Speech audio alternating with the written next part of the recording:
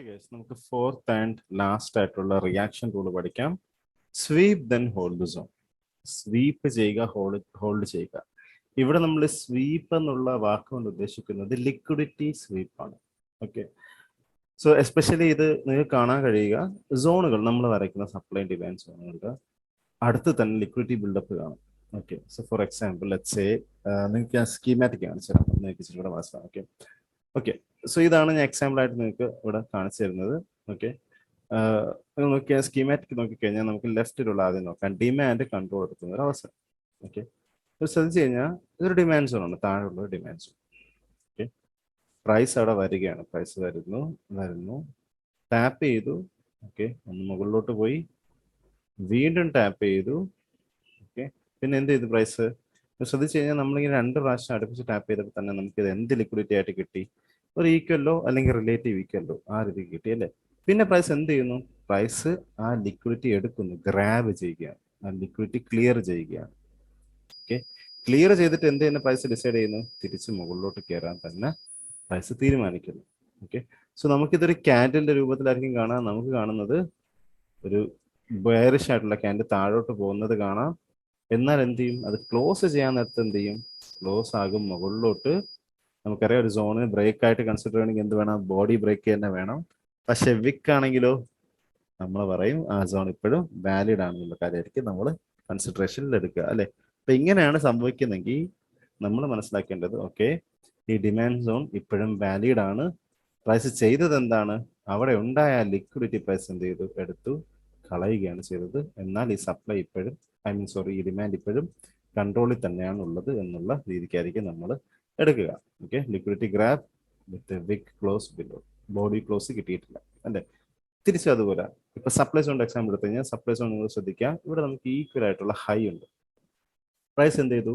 അതിന് മുകളിലേക്ക് പോയി അല്ലെ. നമ്മൾ ഈ വിക്കാണ് കാണുന്നെങ്കിൽ നമ്മൾ ആ വിക്കിന് മുമ്പുള്ള കഥ നമ്മൾ എന്ത് ചെയ്യുക? ചിന്തിച്ച് നോക്കുക. ആദ്യം ഈ ക്യാൻഡിൽ എന്തായിരിക്കണം? ഒരു ബുള്ളിഷ് ക്യാൻഡിൽ ആയിരുന്നു കാണും അല്ലെ.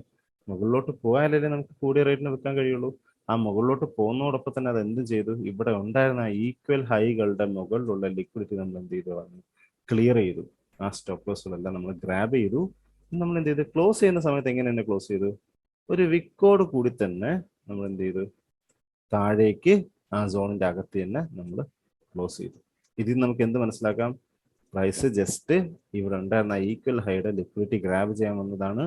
ഇപ്പോഴും ഈ സപ്ലൈ കൺട്രോളിൽ തന്നെയാണ് എന്നുള്ള കാര്യമാണ് നമുക്ക് മനസ്സിലാവുക. ഓക്കെ, സോ ചാർട്ടിൽ നിങ്ങൾ നോക്കിക്കഴിഞ്ഞാൽ, ചാർട്ടിൽ ഞാൻ എക്സാമ്പിൾ എടുത്ത് വെച്ചിട്ടുണ്ട്, നിങ്ങൾക്ക് ഇവിടെ കാണാം. ഓക്കെ, ലെറ്റ്സ് നമ്മളിവിടെ ലൈവ് മാർക്കറ്റിലെ പ്രൈസ് ഇങ്ങനെ നിൽക്കുകയാണെന്ന് വിചാരിച്ചു. ഇതായിരിക്കും നമ്മളെ ആ സപ്ലൈ സോൺ അല്ലേ. നമ്മൾ സപ്ലൈ സോൺ ഇവിടെ ഉണ്ട്, ബ്രേക്ക് സ്ട്രക്ചർ നമുക്ക് ഇവിടെ ഉണ്ട് അല്ലെ.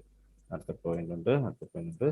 പക്ഷെ നമുക്ക് കാണാൻ കഴിയുന്നുണ്ട് ഇവിടെ നമുക്കൊരു റിലേറ്റീവ് ആയിട്ടുള്ള ഈക്വൽ ഹൈ ഉണ്ട് ആ സോണിന് അടുത്തില്ല. നിങ്ങൾ പറഞ്ഞിട്ടുള്ള കാര്യമാണ്, ലിക്വിഡിറ്റി സോണിന് അടുത്തുണ്ടെങ്കിൽ നിങ്ങൾ എന്ത് തന്നെ ഇമാജിൻ ചെയ്യുക, ആ ലിക്വിഡിറ്റി ഗ്രാബ് ചെയ്യും എന്നുള്ള എക്സ്പെക്ടേഷൻ വെക്കുക. സേഫർ അതായിരിക്കും. ഇവിടെ ഡയറക്ട്ലി എൻട്രി എടുക്കുന്നതിന് പകരം നമ്മൾ ഈ ലിക്വിഡിറ്റി ഗ്രാബ് കഴിഞ്ഞിട്ട് ആ എക്സ്പെക്ടേഷൻ വെച്ചിട്ട് എൻട്രി എടുക്കുന്നതായിരിക്കും നല്ലത്. നമ്മൾ റിസ്ക് എടുക്കാണ്ട് പോകുന്നതായിരിക്കും നല്ലത്. Okay, so let's see what happens. Okay, ശ്രദ്ധിച്ചു കഴിഞ്ഞാൽ നല്ലൊരു ബൈക്കായിട്ട് നേരെ ഏതുവരെ പോയി? നിങ്ങൾ ആ വിക്ക് ശ്രദ്ധിക്കുകയാണെങ്കിൽ നേരെ നമ്മൾ ആ ലിക്വിഡിറ്റി ഏരിയയ്ക്ക് മുകളിൽ എന്ത് ചെയ്തു?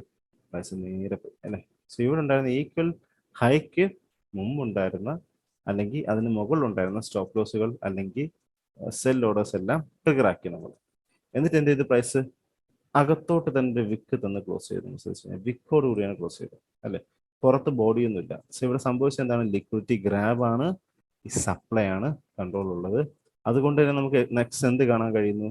സപ്ലൈ വീണ്ടും കൺട്രോൾ എടുക്കുന്നു, സെൽ ഓർഡേഴ്സ് ഫില്ല് ചെയ്ത് താഴോട്ട് ഇറങ്ങുന്നത് നിങ്ങൾക്ക് കാണാം അല്ലേ. സോ ഈ സിനാരിയോയിൽ എന്താണ് സംഭവിച്ചത്? നമുക്കൊരു ഇനീഷ്യൽ സോൺ ഉണ്ടായിരുന്നു, എന്നാൽ ആ സോണിന് മുമ്പ് തന്നെ ലിക്വിഡിറ്റി ഉണ്ടായിരുന്നു. പ്രൈസ് എന്ത് ചെയ്തു? സോണിൽ വന്നു, ലിക്വിഡിറ്റി ഗ്രാബ് ചെയ്തു, എന്നാൽ സോണിനെ ബ്രേക്ക് ചെയ്തോ? ഇല്ല. എന്നിട്ട് എന്ത് ചെയ്യാൻ തുടങ്ങി? കൺട്രോൾ എടുത്തു ആൻഡ് പ്രൈസ് താഴോട്ട് പോകാൻ തുടങ്ങി.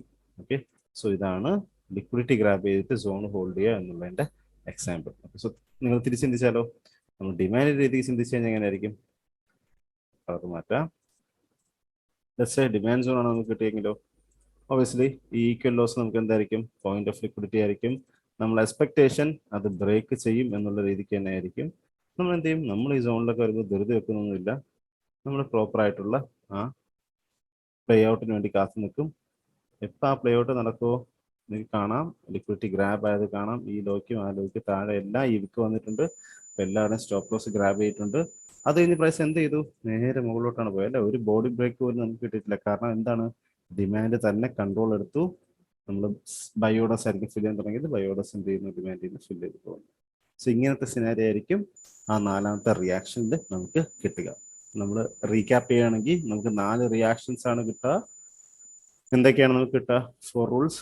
ബ്രേക്ക് ചെയ്യും സോണിന്, നമ്മൾ റിയാക്ട് ചെയ്തിട്ട് ബ്രേക്ക് ചെയ്യാം, ഓറൽസ് ഫ്ലിപ്പ് എന്ന് വിളിക്കുന്നത്. ഹോൾഡ് ചെയ്യാൻ സോണിന് ഓൾസോ നമുക്ക് എന്ത് ചെയ്യാൻ പറ്റും? സ്വീപ്പ് ചെയ്തിട്ട് ഹോൾഡ് ചെയ്യാനും പറ്റും.